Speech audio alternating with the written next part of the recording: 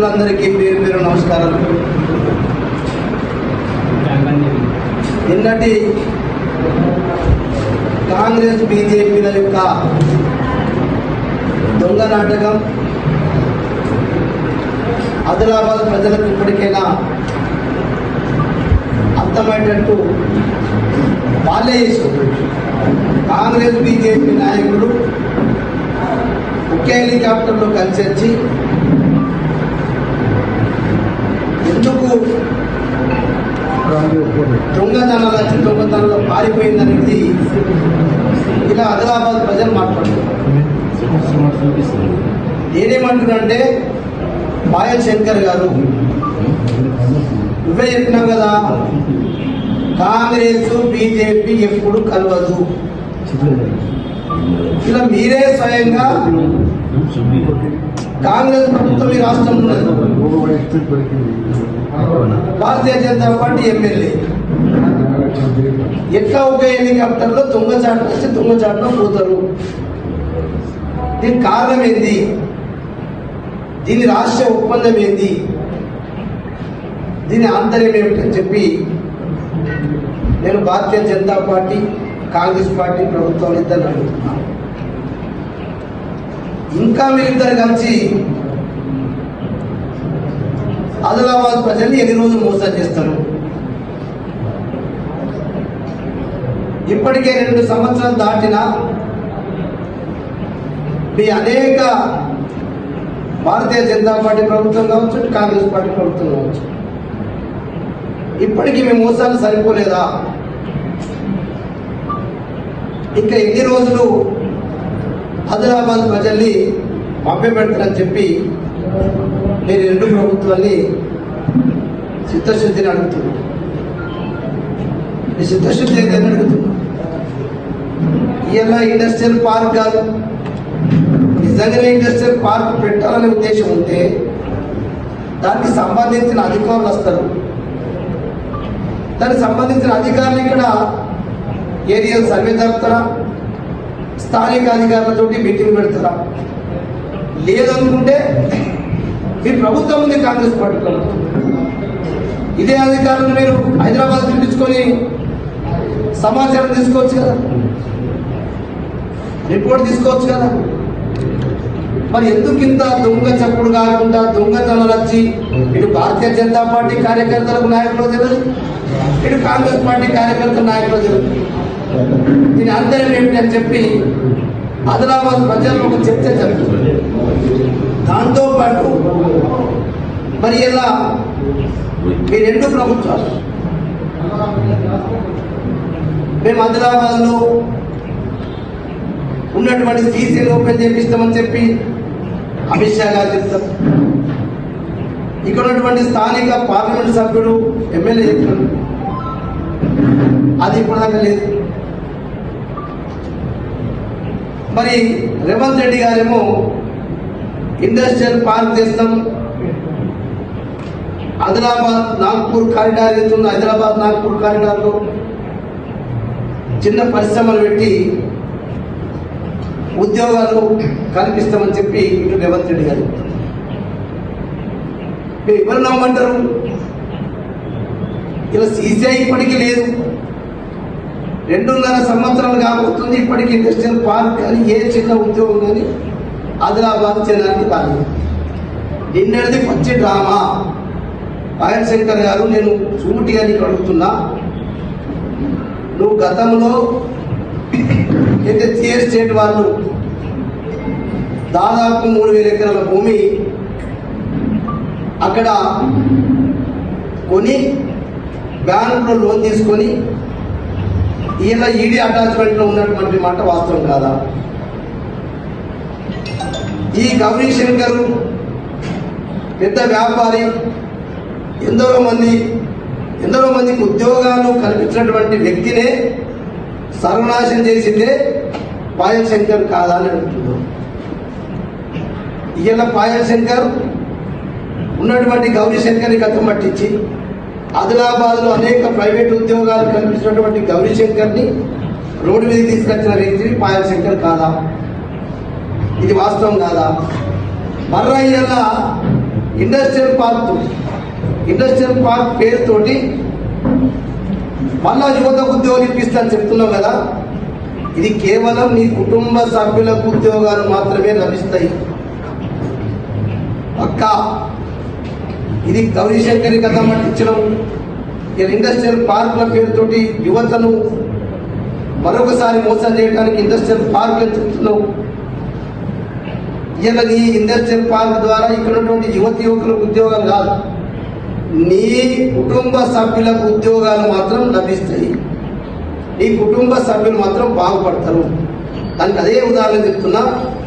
ఇలా ఈ 2024-25కు సంబంధించిన విషయం, ఆనాడు జిఎస్కి సంబంధించినటువంటి భూములు ఏదైతే ఉన్నారో అవి అప్పటిదాకా కూడా డిఎస్ కాలేదు, డిజిటల్ సైడ్ కాకుండా పెండింగ్ లో పెట్టినమాట వాస్తవం కాదా? ఇలా మీరు అధికారంలోకి వచ్చండి, నువ్వు ఎమ్మెల్యేగా గెలిచినావు, కాంగ్రెస్ పార్టీ ప్రభుత్వం వచ్చింది. డిఎస్ పెండింగ్ ఉన్నటువంటి అన్ని కూడా ఏవైతే డిఎస్ పెండింగ్ ఉంటాయో, డిఎస్ పెండింగ్ ఉన్నది డిజిటల్ సైన్ చేపించి కేవలం మేము పాయల్ శంకర్కే అమ్ముతామని చెప్పి ఒప్పుకుంటే అవి డిఎస్ అయింది. ఎవరైతే అమ్మమ్మని చెప్తున్నారో అవి ఇప్పటికీ డిఎస్ పెండింగ్. అంటే తాను కోరుకున్నటువంటి బోరస్ తహసీల్దార్ తీసుకొచ్చి బోరస్ తహసీల్దార్ పాయల్ శంకర్ ఏం చెప్తుంది, ఇలా బీజేపీ పార్టీ కార్యకర్తగా ఇలా అక్కడ ఎంఆర్ఓ పనిచేస్తున్నారు. మీరు చూడండి, మీకు అనేకమైన ఇస్తాం. మేము డిఎస్ పెండింగ్ ఉంటాయి 2024-25 వరకు. అప్పుడు దాని మీద ఏదో చూపి ఇలా భూభారతిలో ఇది ప్రొవిజన్ వచ్చిందని చెప్పి ఇలా డిఎస్ చేసుకుంటా మొత్తం పాయల్ శంకర్ సంబంధించిన కుటుంబ సభ్యులే డిఎస్ పెండింగ్ ఉన్నాయి కూడా ఇలా వాళ్ళు పట్టాలు చేసుకుని వాళ్ళు దక్కన్ సిమెంట్ ఫ్యాక్టరీకి అమ్ముతారు. దాంట్లో సంబంధించిన వాళ్ళు సర్వే నంబర్ మీకు కుక్కే సురేష్ 6 ఎకరాలు పార్టీకే, మళ్ళా 112/1/1 పాయల్ శరత్ 16 ఎకరాల 36. అట్లనే కుక్కే సత్యనారాయణ చాందట్ 33 ఎకరాల 31 గుంట. ఇట్లనే కళ్యాణ్ వినాయక్ రెడ్డి అని తలమడు 8 ఎకరాలు 113. ఈ సర్వే నెంబర్ లిస్టు మీకు అందరికి పంపిస్తాను. అట్లనే బనుకుంట సిద్ధార్థ పాయల్ శంకర్ 3 ఎకరాల భూమి. అట్లనే వీళ్ళకు సంబంధించినటువంటి ఏది స్వామి చికెన్స్ సంబంధించింది 52/3 సర్వే నంబర్లో 22 ఎకరాల 3 గుంటలు. 51 సర్వే నంబరు దీనికి సంబంధించిన గజాన్నం 31 ఎకరం 4 గుంటలు. అట్లనే స్వామి చికెన్స్ ఇంకొక సర్వే నంబర్ 50/8 34 ఎకరాలు. ఈ రకంగా 28 ఇట్లా దాదాపు 160 ఎకరాల భూమి పాయల్ శంకర్ కుటుంబ సభ్యులకు సంబంధించింది, వాళ్ళ బంధువులకు సంబంధించింది, పాయల్ శంకర్ బినాములకు సంబంధించినటువంటి భూములే ఇలా మొత్తం కొల్లగొట్టి ఒక ఎంఆర్ఓని కూడా నేను చెప్పినటువంటి కార్యక్రమాలు చేస్తేనే బోనస్కు రావాలా ఏ ఎంఆర్ఓ అయినా, లేకపోతే రావద్దని చెప్పి వీళ్ళెందరో మంది పైరవీ చేసుకుంటే కూడా ఈమె ఒప్పుకొని అక్కడ ఇలా బీజేపీ ఏజెంట్గా బీజేపీ కార్యకర్తగా ఒక తహసీల్దార్ పనిచేస్తున్నది. దీన్ని బట్టి మీరు అర్థం చేసుకోండి. అంటే 2024 కంటే ముందు పెండింగ్ ఉన్నటువంటి డిఎస్ను ఇలా ప్రభుత్వం మారిన వెంటనే ఎమ్మెల్యే మారిన తర్వాతనే ఇలా ఈ భూములని డిఎస్ అయితే ఎవడైతే పాయల్ శంకర్ చెట్లను అమ్ముతాడో పాయల్ శంకర్ కొని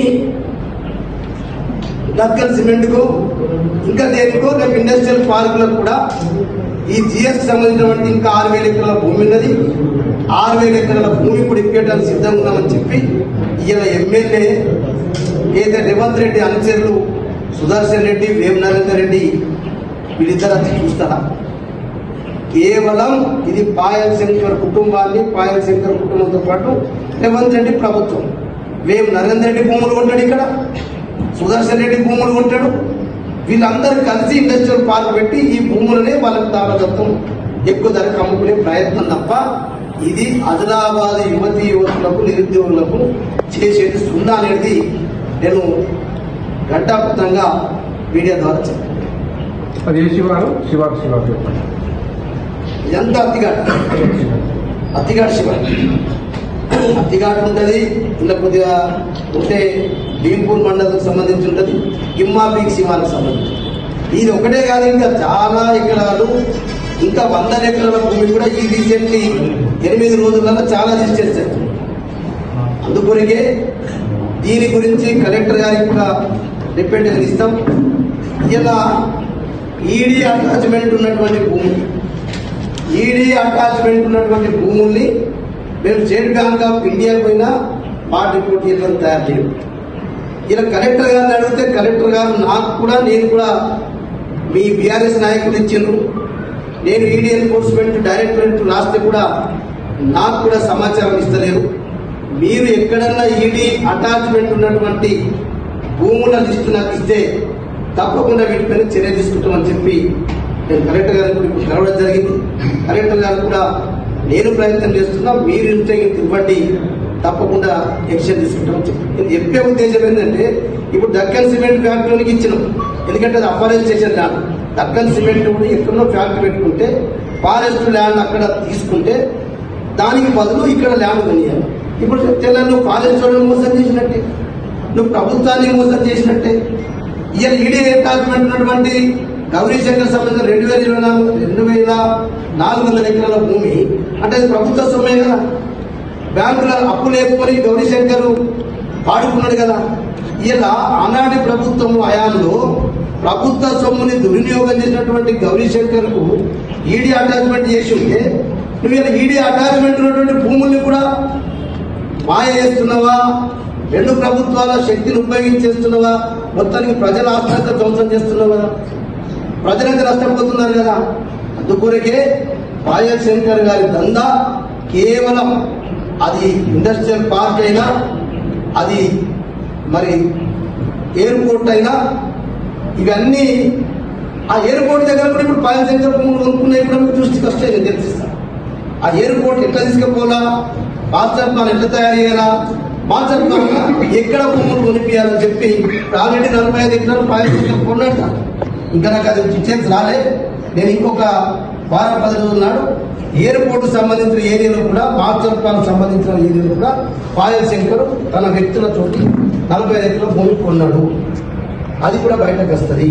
నీకు ఎయిర్పోర్ట్ ఇంట్రెస్ట్ లేదు, నీకు ఇండస్ట్రియల్ పార్క్ ఇంట్రెస్ట్ లేదు, ఉన్న సిమెంట్ ఫ్యాక్టరీ అమ్మేసి డెవలప్ చేయాలనుకుంటారు.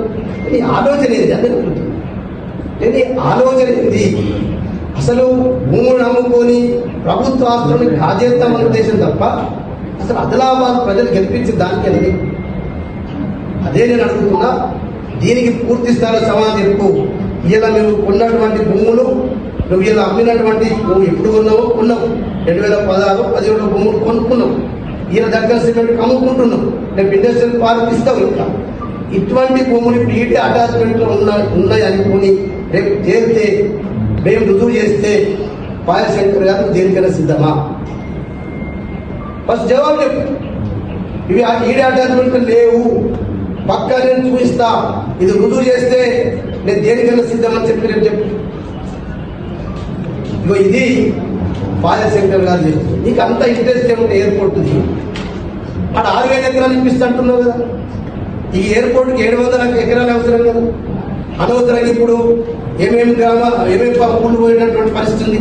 ఇలా ఆదిలాబాద్ పట్టణంలో ఎయిర్పోర్టు ఏర్పాటు చేస్తే అటు సోలార్ గాంధీ, ఖానాపూర్, అటు అనుకుంటా, ఇవన్నీ ఈ మన బుల్డోజర్ పెట్టి కూడబట్టాం. ఇలా ఇప్పుడు భయప్రాంతంలో చేస్తాం. సోలార్ గల్లీ అనుకుంటా కానీ పొల్యూషన్ అనుకుంటే అయితే ఇప్పుడు మాస్టర్ ప్లాన్ ఉంది, దాన్ని డైవర్షన్ చేయమని చెప్పి మేము డిమాండ్ చేస్తాం. ఎక్కడ కూడా సోనార్ గల్లీ పోయినా, అనుకుంటా పోయినా, ఇంకా ఏ గ్రామాల బిల్డింగ్లు పోయినా, ఖానాపూర్ ఇంతకుముందే బుల్డోజర్ పంపించారు. మరి ఇప్పుడు ఖానాపూర్ దీని పేరుతోటైనా ఎయిర్పోర్ట్ పేరు చెప్పి మళ్ళా బుల్డోజర్ పెట్టి తీసే ప్రయత్నం ఇలా పాయల్ శంకర్ నడుస్తాం. ఖచ్చితంగా నేను అడుగుతున్నా, ఎక్కడ కూడా ఎవరికి ఇబ్బంది అయినా నీ స్వలాభం కొరకు, నీ కుటుంబ సభ్యుల కొరకు, చేసే డ్రామాలు ఇప్పటికైనా ప్రజలకు అర్థమైంది. నువ్వు చేసినటువంటి ఎయిర్పోర్ట్ అయినా, నువ్వు చేసినటువంటి ఇండస్ట్రియల్ పార్క్ అయినా, నువ్వు ఇండస్ట్రియల్ పార్క్ ప్రభుత్వ భూములు తిప్పి నేను కలెక్టర్ గారిని అడిగిన, భీంపూరు బోరది కలిపి 800 ఎకరాల కంటే అక్కడ భూమి లేదు, కానీ 6,000 ఎకరాలకు ఇస్తాడు. అంటే గౌరీశంకర్ 2,400 ఎకరాలు కలుపుకొని ఇస్తాడు. ఇంకా ఇట్లా ఈడీ అటాచ్మెంట్ ఉంటే చాలా ఉంటాయి. ఇగో ఇవన్నీ కలుపుకొని 6,000 ఎకరాలు ఇక్కడ ఉన్నదని తీసుకొచ్చి నువ్వు హైదరాబాద్ నుంచి కాంగ్రెస్ బీజేపీ ఖర్చేస్తుందంటే ఇది కాంగ్రెస్ ప్రభుత్వమా, ఇది భారతీయ జనతా పార్టీ ప్రభుత్వమా? ఇద్దరి మాత్రం పక్కా నేను మొదటి నుంచి చెప్తున్నా, ఇది చీకటి ఒప్పందం ఉన్నది. ఈ చీకటి ఒప్పందంలో ఆదిలాబాద్ ప్రజల్ని ఈ రెండు ప్రభుత్వాలు నిండా మూస్తాయని చెప్పి నేను మీడియా ద్వారా ప్రజలకు తెలియజేస్తాను. భూములకు ఇస్తే రేపు ఎంక్వైరీ అవుతుంది, రేపు ఈడీ ఎన్ఫోర్స్మెంట్ వస్తారు. ఇది ఆల్రెడీ మా కంట్రోల్లో ఉన్న భూములను ఎట్లా ఇండస్ట్రియల్ పార్క్ ఇస్తామంటే అది ఇండస్ట్రియల్ పార్క్ ఆగిపోదా? నేను అనేది ఏమంటే నువ్వు చేసేది క్లియర్గా చెప్పు. నువ్వు ఇండస్ట్రియల్ పార్క్ ఇచ్చేసి కూర్చుంటే రేపు ఇన్క్వైరీలో అది భూములు ఈడీ అటాచ్మెంట్లో ఉన్నాయి, మీరు ఎట్లా ఉన్నారు, ఇండస్ట్రియల్ పార్క్ ఇయ్యాలని చెప్పి రేపు ప్రభుత్వం మీద చేస్తే అప్పుడు ఎట్లా అవుతుంది ప్రజలు మోసపోరా? నేను అనేది కాదు, నువ్వు దీన్ని ఈడీ అటాచ్మెంట్ ఫస్ట్ తీపించినాక ఇప్పుడు మనకు బెంగళూరు పార్టీ కూడా 40 కోట్లతోటి దగ్గర 2,100 ఎకరాలు కొన్నారు. ఇందే గౌరీశంకర్ మన యాక్షన్ అయింది. బెంగళూరు పార్టీ, ఆ పార్టీ పేరు కూడా బెంగళూరు పార్టీలో ఉన్నది 20. వాళ్ళప్పుడు ఇప్పుడు అది ఈడీ అటాచ్మెంట్ లో ఉన్నది. అది క్లారిటీ ఆ బెంగళూరు పార్టీ పోతే నువ్వు ఇండస్ట్రియల్ పార్క్ ఇక్కడ చెప్పిస్తావు. ఇట్లా నువ్వు మోసం చేస్తున్నావు. నువ్వు ఫస్ట్ క్లారిటీ ఇప్పించిన తర్వాత నువ్వు ఇండస్ట్రియల్ పార్క్ చేసినా దానికి సంబంధమే. ప్రజలకు నష్టం కాకుండా అనుకుంటా కానీ సోనర్ గల్లీ కానీ అక్కడ ఉన్నటువంటి గ్రామాలకు ఎఫెక్ట్ కాకుండా నువ్వు ఎయిర్పోర్ట్ కూడా అక్కడ పెడుతున్నప్పుడు జాగా ఉంది. నీకు అంత చిత్తశుద్ధి ఉంటే నువ్వు ఆదిలాబాద్ సీసీఐని బతికించాలా, ఆదిలాబాద్ సీసీఐ ఉండాలా, డైరెక్ట్ ఇండైరెక్ట్ గా ఒక 10,000 మందికి ఉపాధి దొరుకుతున్నటువంటి సీసీఐని తీసేయడానికి కొరికే ఇక్కడ ఎయిర్పోర్ట్ దుకాణం పెట్టుకోవాలి. ఎయిర్పోర్ట్ దుకాణం అక్కడ పెట్టుకోవచ్చు కదా, అది కూడా నేషనల్ దగ్గర ఉంది కదా. అక్కడ 1,000 ఎకరాల భూమి ఇప్పిస్తా అంటున్నావు. ఇలా కావాల్సింది ఎంత? 700 ఎకరాలు, 369. సత్యనారాయణకి ఏమవసరం? సిద్ధార్థకి ఏమవసరం? ఇంకే సత్యనారాయణకి ఏమవసరం? ఇట్లా వీళ్ళందరూ ఎందుకు తీసుకున్నారు అన్నట్టు ఇదంతా బినామీలు, పాయల్ శంకర్ బినామీలు. ఈ తలమడుగు ఆయన కూడా మీరు కళ్యాణ్ వినాయక్ రెడ్డిని ప్రశ్నిస్తే ఈయన కూడా తలమడుగుల ఇతని బినామీ. నేను చెప్పేది బినాముల పేర్లు పెట్టి ఇప్పటిప్పుడు ఏం నడుస్తుంది, అక్కడ రైతులు అమ్మీలు జిఎస్, కానీ ఆ రిజిస్ట్రీ డాక్యుమెంట్ తోటి బ్యాంకు లోన్ ఇచ్చి, కానీ మొటేషన్ కానీ జోగు రామన్ అమ్మేండు జిఎస్ రిజిస్ట్రేషన్ డాక్యుమెంట్ పెట్టించి లోన్ తీసుకున్నాడు బ్యాంకు. కానీ జోగు రామన్న పేరులో భూమి ట్రాన్స్ఫర్ కాలే, మొటేషన్ కాలే. ఇప్పుడు ఆ రైతులకు అయోమయంలో ఉన్నారు. రైతులకు ఏం చెప్తున్నాడు, మీ భూమి మీరే అమ్మచ్చు, కానీ నేను చెప్పినోళ్ళకి అమ్మాలని చెప్పి పాయల్ శంకర్ వ్యక్తులు గ్రామాల్లో తిరుగుతున్నారు. మేము కూడా రేపు ఊళ్ళలో మీటింగ్ పెడతాం. భూమి మీరే, ఈడీ అటాచ్మెంట్ అయ్యి ఈడీ ఏమైనా చర్చ తీసుకుంటే పోతే మీరు పాయల్ శంకర్ వ్యక్తులు మధ్యవర్తులు వచ్చి మీరు పరణ వ్యక్తులకు అమ్మమని చెప్తే మీరు అమ్మకుండి. మీరు 2-3 లక్షలకు అమ్ముతున్నారు. ఇప్పుడు ఇదంతా కొన్నది ఏంది? 2-3 లక్షలకు ఉన్నారు. ఈ చికెన్ సెంటర్ ఉంది, ఇదంతా 2-3 లక్షలకు కొని 8 లక్షలకు, 10 లక్షలకు, 20 లక్షలకు డక్కన్ సిమెంట్ వాళ్ళకి ఇచ్చింది. ఇది పాయల్ శంకర్ కుటుంబానికి బినామీలకు ఉద్యోగాలు వస్తున్నాయన్నమాట. ఇది